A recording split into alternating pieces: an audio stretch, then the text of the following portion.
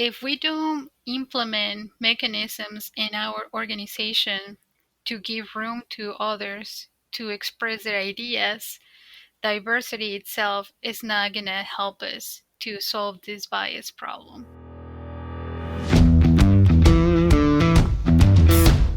Technology is transforming how we think, how we lead, and how we win. From Intervision, this is Status Go, the show helping IT leaders move beyond the status quo, master their craft, and propel their IT vision. Welcome to a special episode of Status Go. I'm your host, Jeff Tund. As a part of our continuing series on race in tech, we're going to look at it through a different lens today. I am joined by three incredible guests. Together, we are going to explore an aspect of race in tech, bias embedded in technology. Specifically, we are going to talk about artificial intelligence and biases that find their way into the models, data, and algorithms. Our panelists today are Nayeli Hernandez, data analyst for Cardon, and a second timer here on Status Go. Welcome back, Nayeli. Hi, Jeff. Thanks for having me back. Glad to have you back, and thank you for bringing this idea up for this episode. I appreciate that. My pleasure. Next is Sudha Gayatri. Sudha is a clinical researcher. She has a bachelor's degree in biotechnology and recently completed her master's in information and communication sciences. Welcome, Sudha. Hi, Jeff. Thank you for having me. I'm very excited to join you today and put forward my perspective on this topic. We're excited to have you on here as well. I really enjoyed our prep call the other day.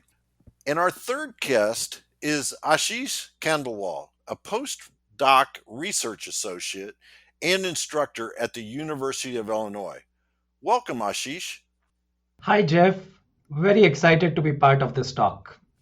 I think this is a really important conversation, and it's one that I think is at the forefront of a lot of people's minds. There's been a lot of articles written about this very topic this year, so I think this conversation is very, very timely. Each one of you brings a unique perspective to our discussion today. And so feel free to interact with each other as we talk. If one of the others says something that you would like to amplify or expand upon, feel free to do that. Natalie, I'd like to start with you. You kind of gave us the idea for this episode based on an article that you shared recently from HBR. AI engineers need to think beyond engineering. And to our listeners, we will include a link to that article in the show notes. So, Natalie, can you tell us a bit about your background and then share what stood out for you in that article? Well, I am a data analyst with background in HR, psychology, and polygraph. So, as I was learning how to develop these models for classification, I realized how important it is to be aware of biases. Because as a data analyst, we have a lot of input into what data we're going to use, what variables we're going to use for the classification. And this topic, this article in particular, really made the point for me that we cannot just look at the data and make a decision based on that, because the machines cannot understand the biases the data reveals, nor the consequences or the advice that it will come out of it. Excellent. Thank you so much. Sudha, I know that you've seen some of the impacts firsthand. Can you tell our listeners about your background and then why you are so passionate about this particular issue? Sure, Jeff. So, starting out, I'm a small town girl from India who always dreamed to do big in biology. And I started as a biotech undergrad, as you mentioned, and did my PG diploma in healthcare informatics and served in different roles over 8 years back in India.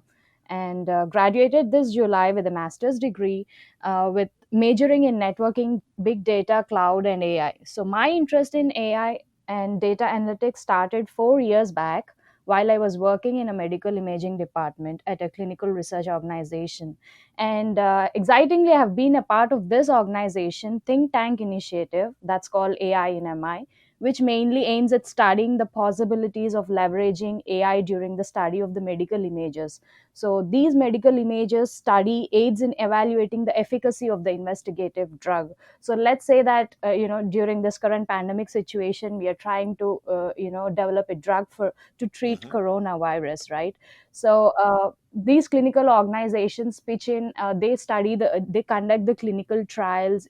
Study the medical images like CT, PET, and etc. to see whether the drug is being effectively used, and that is correctly treating Hmm. the infection. So it is during this time I did my research and realized that how a piece of technology, especially the machine learning models, can empower different industries like medicine and clinical research, and other fields as well, like investive banking at a global scale. So experts believe that digital transformation industry has hit the fourth wave already, and though it is exciting, it also comes with significant challenges. And analytics continues to be the top concerned area, followed by the cybersecurity, automation, and employee protection. And understanding the benefits of AI is just not enough to completely integrate this platform, to other existing enterprise applications. And I believe that there are several other aspects, like training the people who are handling the data, including the diverse perspectives of the data scientists while building the models, and being vigilant to avoid bias that can creep in into the model at any stage of execution. And one should study and understand these aspects very carefully to make the data analytics, AI, and ML, machine learning, more viable and productive. Thank you. I appreciate that. I love that you have experienced some of this firsthand, and I know we'll dig into more of this in a few minutes. Ashish, you have a very interesting background: mathematics, marketing, and analytics. Can you tell us a bit more about your background and then share your perspective on bias in AI? Yeah, sure, Jeff. Happy to. Uh, so I've been very fortunate to have worked in diverse industries and roles to note how diverse could our perspectives be. I have worked in business development and marketing research in industries such as banking and finance, medical and healthcare, talent management, and higher education.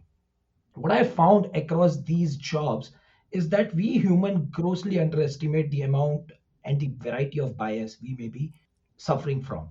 For example, working with Johnson and Johnson in their global strategic insights department, I undertook a cross-cultural study to understand pain. So I was working in the pain care category. Based on the research that I was conducting there, spreading across 15 geographies, what I found very surprising was that different cultures differ in terms of how we even decide who has the ultimate authority to define the pain. So, in many Eastern cultures, you would find that it is the physician who has the final say about the degree of pain that a patient is suffering, which is very which would be very surprising for somebody living in the US. Hmm. And not that, even how we interpret painful experiences and what we are supposed to do with that varies tremendously across these different cultures. So, based on whatever little experience I have gained working in different industries, what I have found is we suffer from many biases and at an unconscious level. Hmm. And when we build products using these data, the data that is the result of our past biased decisions, we are going to perpetuate these biases at scale. And this is a concern that everybody working in tech, AI, machine learning must share. And I'm no different. Thank you so much for that. I appreciate that. And that's what I loved about getting the three of you together, because as I said at the outset, you all have very unique perspectives. Nile, I want to come back to you. And you mentioned that as you were taking the courses, you began to come to an understanding of the amount of control or the amount of impact the person that's creating the models has. So, could you talk a little bit more about that realization and then maybe tie it back to the article that we mentioned earlier about what things are in the control of that data analyst that they need to be aware of? Yeah, so as I was learning to build this model, the first stage is when you are cleaning the data.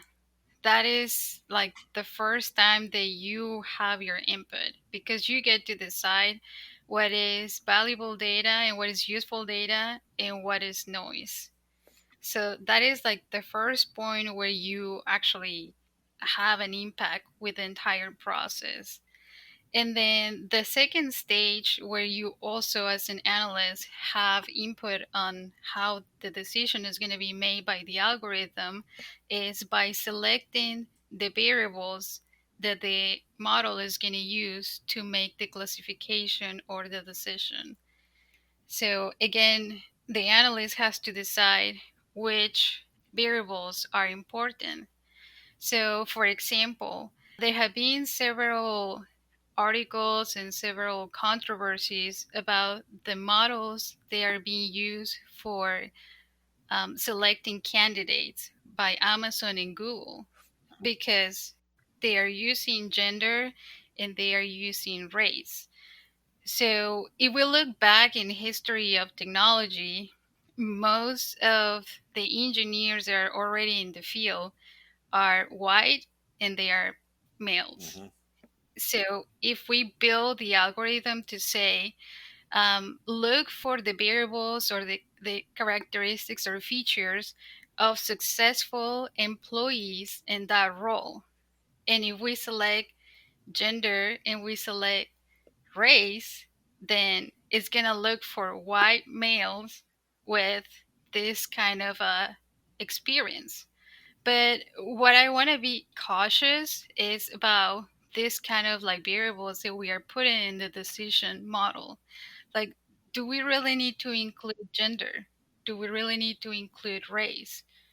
Probably not. Hmm. It's really not that important, right? What is more important is the credentials and the experience and the projects that they have done in the past.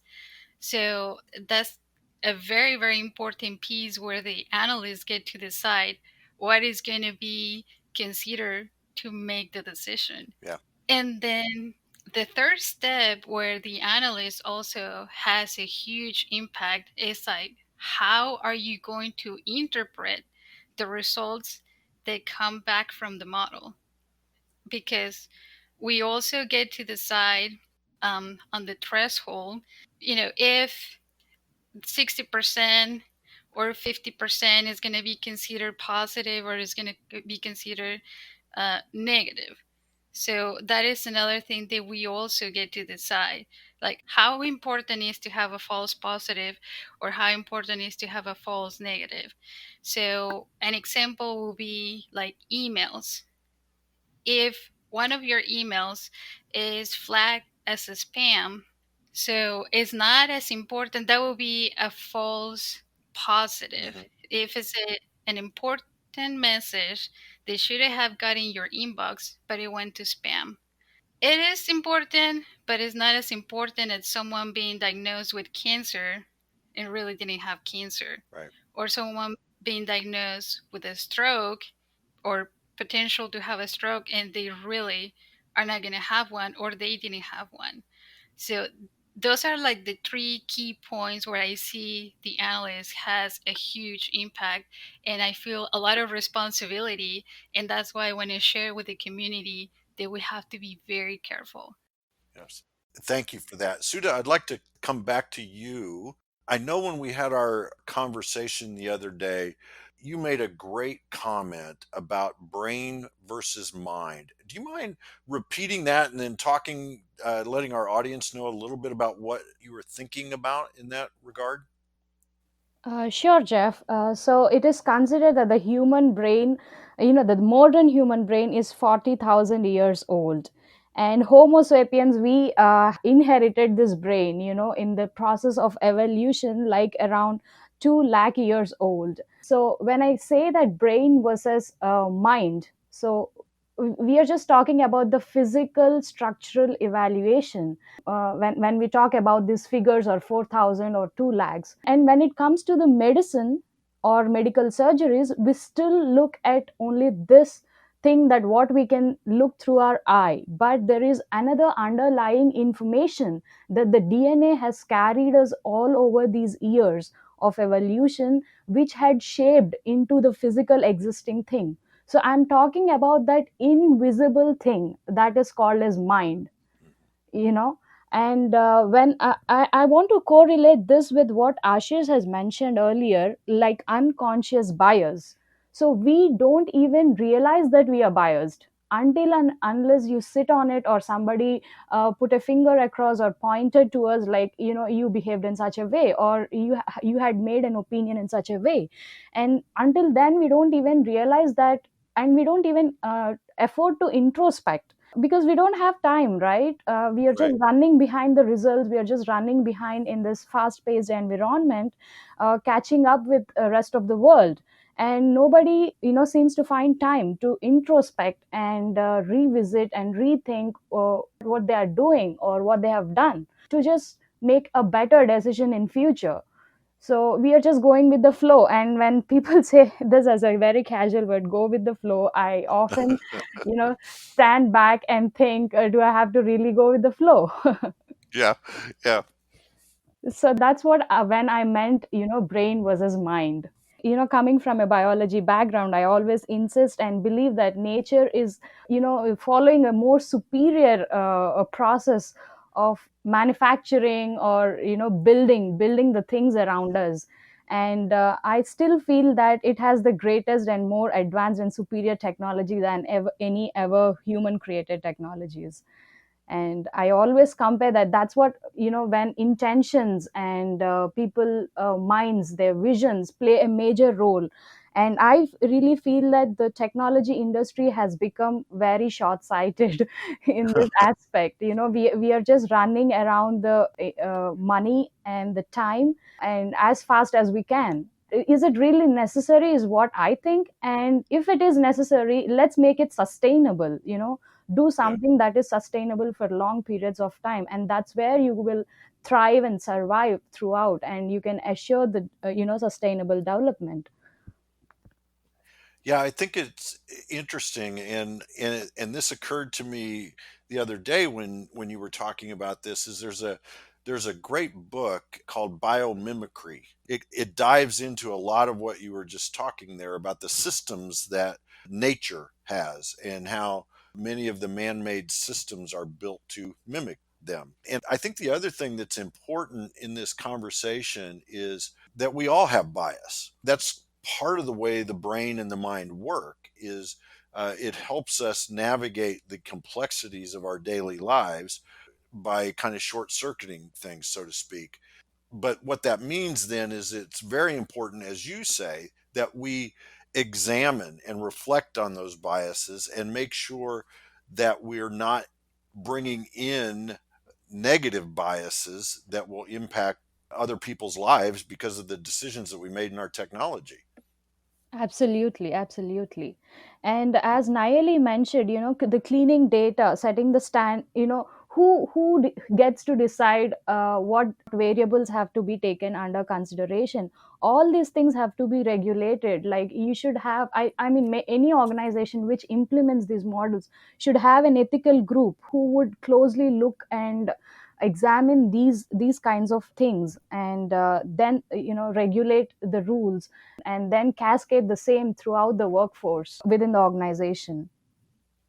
Ashish, I'd like to come back to you. And first of all, your example of kind of the definition of pain varies in various cultures. That was eye opening because the first thing that a doctor asks you, at least here in the U.S., is on a scale of 1 to 10, where's your pain? Well, it's very subjective. My number seven may not be your number seven, but then when you add the cultural aspects into that, the doctor gets to decide what my pain is, that really throws a wrench into the data analysis. And I'm sure that makes the data far more complex. The other thing that you talked about is preparation bias. Could you talk to us about what preparation bias is and maybe how we might mitigate against preparation bias? Yeah. So, Jeff, I think we must understand that the relationship between AI and bias is complex.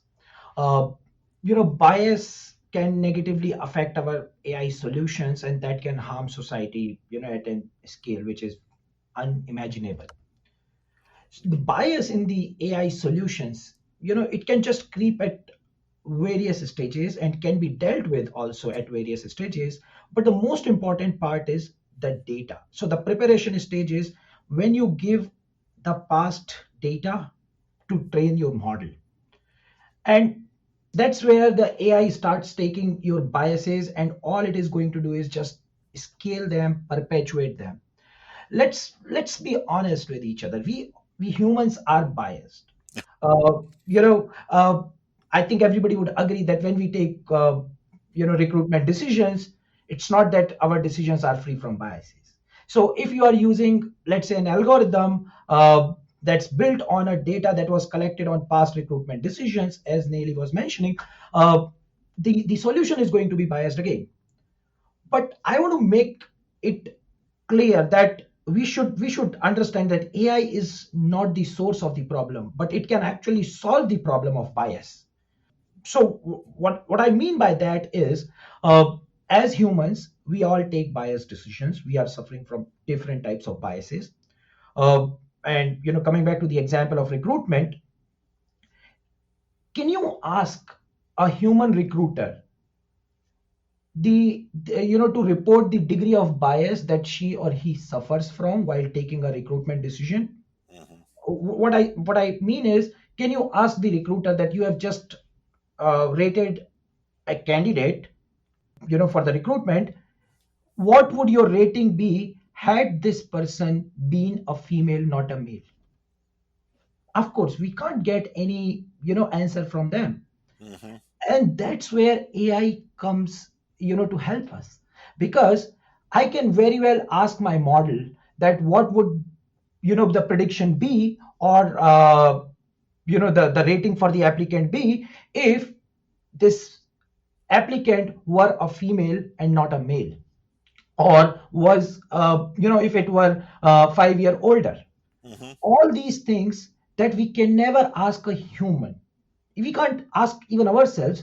We can very clearly quantitatively measure them working with an AI solution. So essentially what I'm trying to say is that your AI can suffer from biases because you gave it the biased data, which was definitely an artifact of your past decisions. But AI can actually help us in removing some of these biases, because AI can give us quantitative information about the importance of a particular variable or attribute in the decision.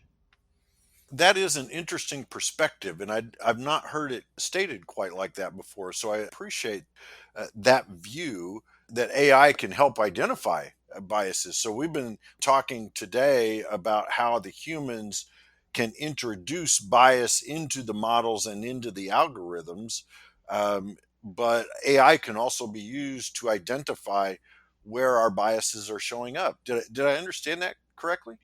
Yeah, I mean, that's essentially is because an Yeah. AI can, it's just based on some mathematical calculation. So you can always dissect it to identify uh, how would it have rated a particular applicant if the gender were reversed, or the age was increased or decreased. So, one of the solutions, if you will, that has been talked about this year in relation to race in technology, in the technology itself, in other words, biases and racism in tech embedded in the technology. And one of the solutions that has been espoused is if you had diverse teams working on the problem, that would solve the issue of having racial bias in technology. So I want to ask each of you in turn. Do you think that that is a solution? And if not, why not? And if so, why do you think that? So, Sudha, I'd like to put you on the spot and have you go first with that question. Yeah, that's a really interesting question, Jeff, and I would love to talk on it because I just want to take an example of you and me. So, I grew up somewhere in a tropical climate back in South Asia, and you grew up here, and my experiences are different than yours. So, my perspectives are obviously different, will be different than yours, right? So, Hmm. if a problem is given to me, let's take a mathematical problem, as Ashish is also here and he's from that background. And if you ask a student to solve that problem, he may take two or three different approaches, or two or three different people might solve it differently, right? Hmm. And not only coming from different cultural backgrounds and different places, even if we are from the same place, let's take me and my sister in my family, we might think differently, though we are from the same parents, and though we had the same resources to grow up, same similar kind of experience, but the perspective and the thinking differs a lot, and that's the beauty here. And it is always important to incorporate more diversity, until and unless it is not deviating from the I mean, the diversity has to be chosen to a certain extent, and that would more definitely result in more productivity, is what I feel. Excellent. Thank you for that. I think it's very true. As you start to look at people's experiences and what they bring to the table, it enables you to look at and solve problems in different ways. Ashish, what's your response to a diverse team is a mitigation against bias in technology? Oh, that can never be overemphasized. Uh, I would agree to what Sudha just said, and I'll try to share my perspective through an example which is discussed in the article that you just referred to, Hmm. from HBR. So it's not just the past data; it's also about the assumptions that we make in econometrics. The discipline that gave us many models to make decisions earlier. Biases were always a big concern. Now in AI, since we are more concerned about the predictions, we may think that we need not worry about understanding the cause and effect relationship, but you can never be more wrong with that. So as this article talks about one of the examples of uh, using AI to decide healthcare services being offered to people. The solution was biased because it was not recommending more, it was not recommending people who needed these services more. It's just because they have not used these services in the past. So let me give you, a little more detail on this. The algorithm made an assumption. Of course, the developer of the algorithm made the assumption that people, how much have they used healthcare services in the past is an indicator of how much they need these services. Hmm. They just ignored the fact that there are people who may have needed these services, but they could not have afforded them. Right. And as a result, the algorithm uh, prioritizes white population, when it comes to recommend them for healthcare services, because it just believes since in the past they have spent more money, on these services, so that is a group that needs it more. While we had, a black population which needs this more, but it's just that in the past it was not able to demand it because it didn't have enough resources, and that AI is just ignoring that population. So I can't just overemphasize this fact that the diversity that you bring in will bring the diversity of these assumptions. So it is the diversity of assumptions that we need while building these models. But let me also put one caveat here, that is, just building a diverse team will not get you the results. Of course, it's the right first step, Hmm. but if your culture does not allow promoting diverse opinions, if your culture does not allow people to share their thoughts, their assumptions, uh, then having diverse team may not really achieve much results there. Yeah, that's a good point. Is you've got to have the inclusion part of DE and I, right? You've got to make sure that your culture provides the mechanism to raise those diverse thoughts and those cultures to the forefront. Naali, I'd like to turn to you and have you answer the question about diverse teams and solving the problem of bias in technology. Yes, Jeff, I completely agree with this, Shish. If we don't implement mechanisms in our organization to give room to others to express their ideas, diversity itself is not going to help us to solve this bias problem. And when I say diverse, I don't just talk about race, but I talk about background. So, for example, my background is in HR and, like I say, polygraph. So, in polygraph, we are very, very aware that the decisions that we make are going to impact people's lives, right? So, if someone is taking a test because of a sexual accusation or another criminal accusation like homicide or uh, any other like fraud, then that is going to be something that's going to change that person's life. And you have to be very careful in how you're going to use the data. And so when you have a diverse team, you also have to make sure that you have processes in place to gather that information from the different members of your team, because you can also fall into what is called a process loss. So, process loss is when the members of your team don't feel encouraged, they are not motivated, or they are afraid of expressing their view and share it with the team. And so, not just having a diverse team is going to guarantee that you're not going to have biases. You have to make sure that you have mechanisms. I love that because you're absolutely right. I think it goes beyond just having the team. You have to make sure that everybody has a voice. And I will add, not only I've known you for, oh, almost a year now, it's probably closing in on a year. I never knew you had a background in polygraph.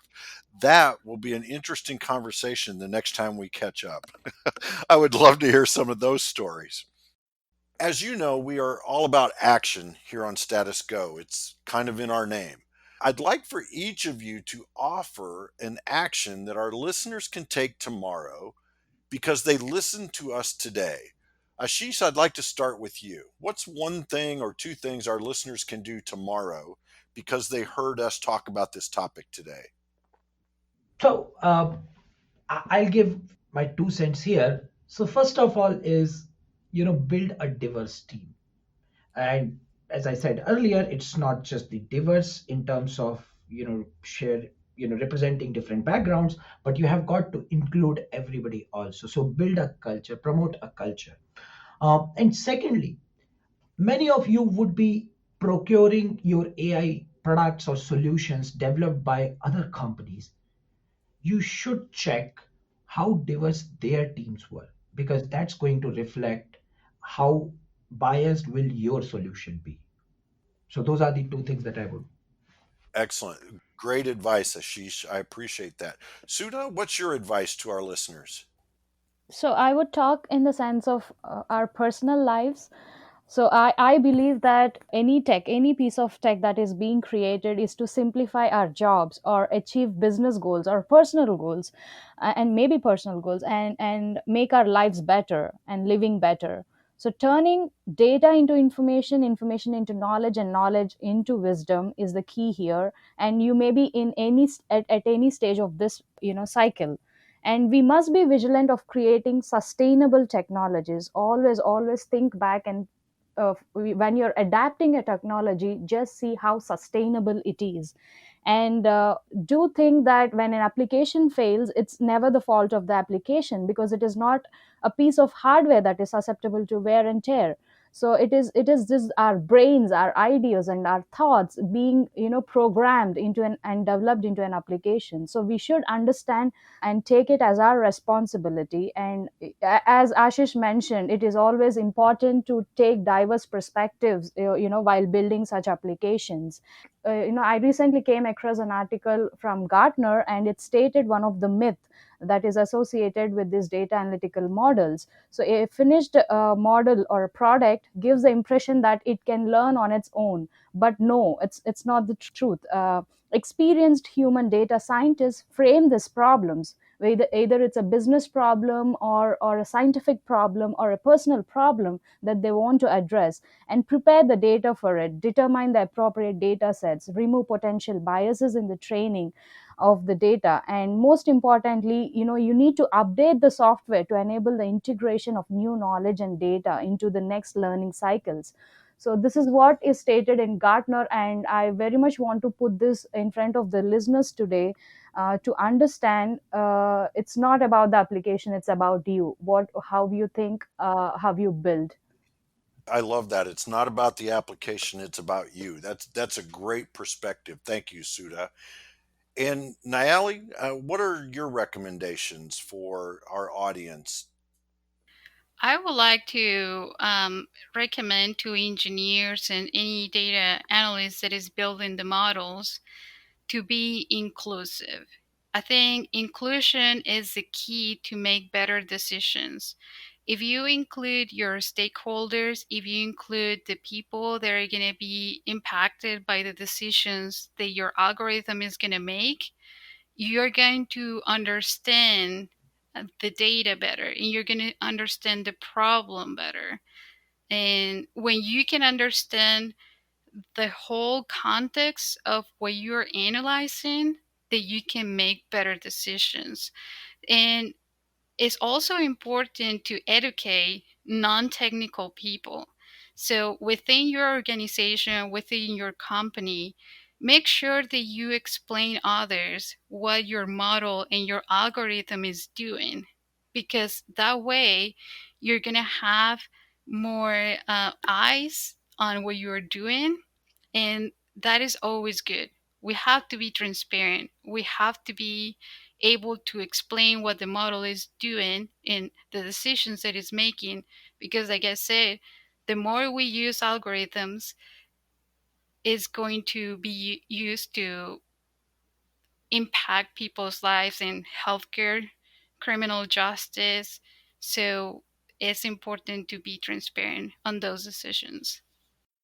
Perfect. Great advice.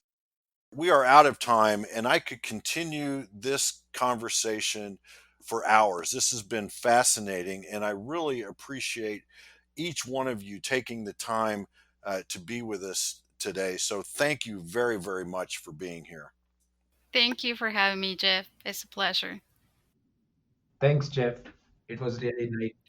It's always a pleasure interacting with you, Jeff, and I learned a lot from Ashish. I mean, it's really great meeting you, Ashish. Yeah, great experience. Understanding different perspective on the bias itself. Maybe our perceptions of bias may be biased. That's right. That's right. That's one of the reasons I love this podcast so much, is because I get to learn from all of our amazing guests. To our audiences, if you have a question or you want to learn more, go to intervision.com. The show notes will provide links and contact information, and we'll include links to the articles that we talked about here as well. Some of them may be behind a paywall, but those that are available to you, we'll make sure we have links for that. This is Jeff Tunn for Naeli Hernandez, Sudha Guthrie, and Ashish Kandawal. Thank you very much for listening. You've been listening to the Status Go podcast. You can subscribe on iTunes or get more information at intervision.com. If you'd like to contribute to the conversation, find Intervision on Facebook, LinkedIn, or Twitter. Thank you for listening. Until next time.